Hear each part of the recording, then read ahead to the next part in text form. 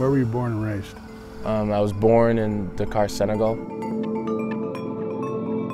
It's one of the, I think it's the most western city in Africa. And I was raised there with by my mother until I was 8 years old, and we moved to the United States. My mom decided at one point that, Dakar, Senegal wasn't the best place for me specifically, but both of us to continue on and thrive. So over 2 or 3 years of a process, she got us enrolled into a relocation program by this World Refugee Organization. And we applied, and we eventually essentially won the lottery to get relocated. And we had 2 host families. One was in Paris, France. The other one was Portland, Oregon. We were gonna go to Paris, but that family had already accepted another family a week before, so Portland, Oregon was the last choice, or the second choice, I should say. And we moved to Oregon. French was my natural tongue, my first language. When I moved to the U.S., I didn't speak a word of English. My host family, they gave me 3 seasons worth of Seinfeld episodes. And what I used to do is when I got home, I would watch 10 to 12 episodes a night because I was obsessed with learning the language. And then did you stay with that host family? No, so we were with them for about a month until my mom got settled, and then we moved to Southeast Portland. Okay, now let's fast forward a little bit and let's get to the high school. Yeah. And so you go to Lincoln High School. Yeah, so I went to Lincoln High School, and actually the summer before my freshman year, my mom was in a car accident, and she was in a hospital recovering.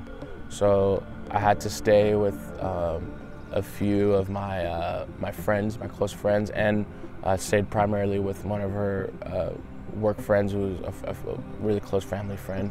So I stayed with them, and I kind of essentially, start bouncing around a little bit.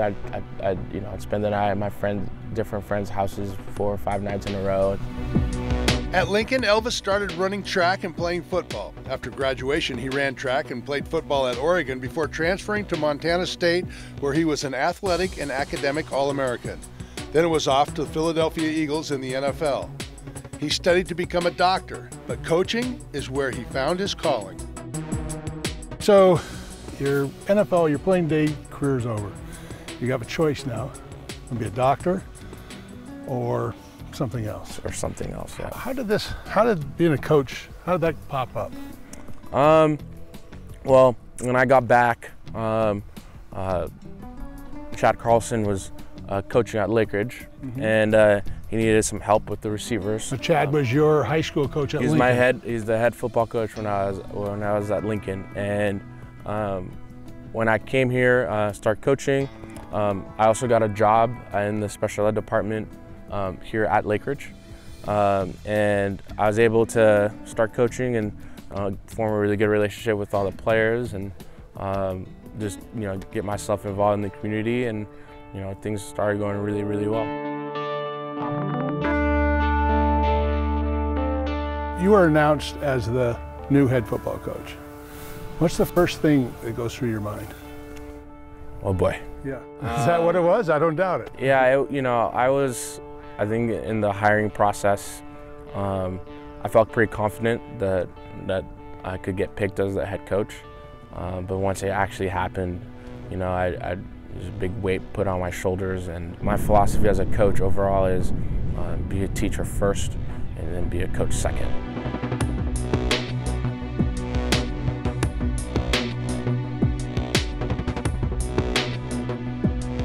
Do you feel pressure? Not really. There's nothing better than being able to change a young man's life. It's the best thing on earth. So it's gonna be fun. It's gonna be a good time.